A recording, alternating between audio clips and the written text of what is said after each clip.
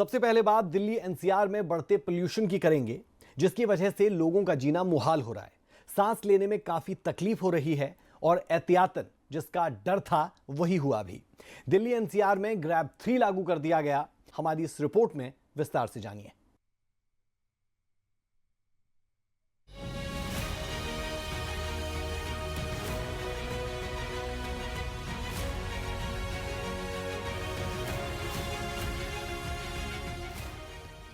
Delhi NCR की हवा दिनों दिन जहरीली होती जा रही है, जिससे हालात बेहद गंभीर हो चुके हैं। राजधानी एक बार फिर गैस चैम्बर की स्थिति में पहुंचती दिख रही है। सर्दियों के बढ़ते ही प्रदूषण का स्तर भी तेजी से बढ़ रहा है, जिससे लोगों का सांस लेना मुश्किल हो रहा है। हालात इतने खराब हो गए हैं कि सरकार को ग्रेडेड रिस्पॉन्स एक्शन ग्रैब 3 के तहत कड़े प्रतिबंध लागू करने पड़ रहे हैं। ग्रैब 3 के तहत निर्माण कार्यों पर प्रतिबंध, डीजल जनरेटर के उपयोग पर रोक के साथ निजी वाहनों की आवाजाही पर सख्ती जैसे उपाय लागू किए जा रहे हैं। साथ ही अधिकारियों ने सार्वजनिक परिवहन के उपयोग को बढ़ावा देने और प्रदूषण फैलाने वाले वाहनों पर सख्त कार्रवाई की योजना बनाई है। हालांकि इस बीच लोगों को भी प्रदूषण से बचने के लिए मास्क पहनने और घरों में रहने की सलाह दी जा रही है। हरियाणा के कई शहरों में हवा का स्तर खराब बना हुआ है। हालांकि हरियाणा में पराली जलाने के मामले में कमी आई है, लेकिन हवा की गुणवत्ता में कोई खास सुधार देखने को नहीं मिल रहा है। गुरुग्राम में भी AQI 350 के पार रहा है।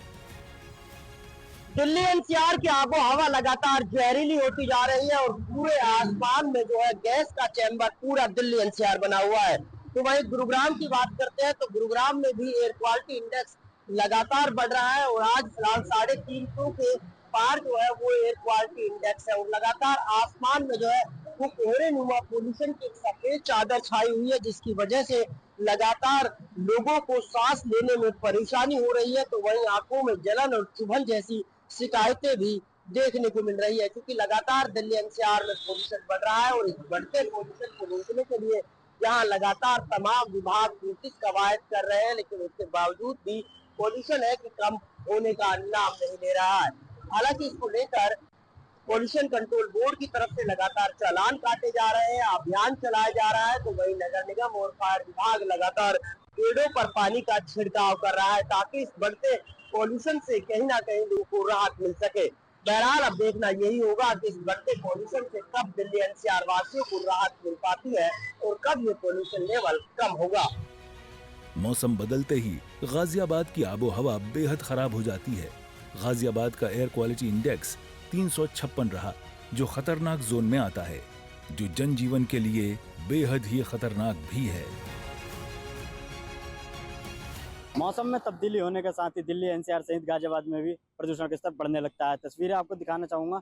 जैसे जैसे दिल्ली एनसीआर में प्रदूषण का स्तर बढ़ता है, वैसे वैसे गाजियाबाद की आबोहवा खराब होने लगती है। वहीं अगर बात की जाए एयर क्वालिटी इंडेक्स की, तो आज का एयर क्वालिटी इंडेक्स 356 है, जो कि रेड जोन में है। वहीं स्वास्थ्य विभाग द्वारा ये भी कहा जाता है कि जो लोग सुबह मॉर्निंग वॉक के लिए निकलते हैं वो इसे अवॉइड करें, क्योंकि इससे दमा और अस्थमा के मरीज हॉस्पिटल में बढ़ते हुए नजर आते हैं। तो वहीं प्रदूषण विभाग द्वारा ग्रैब 3 लागू कर दिया गया है, जिससे कि इस पर रोकथाम की जा सके, जिसको लेकर कंस्ट्रक्शन के कार्यों पर भी रोक लगाई गई है। तो वहीं डीजल के वाहनों पर भी प्रतिबंधित कर दिया गया है।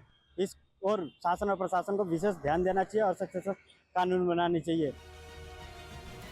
दिल्ली एनसीआर में तेजी से बढ़ता प्रदूषण गंभीर समस्या बन चुका है, जिससे शहर की हवा जहरीली हो गई है।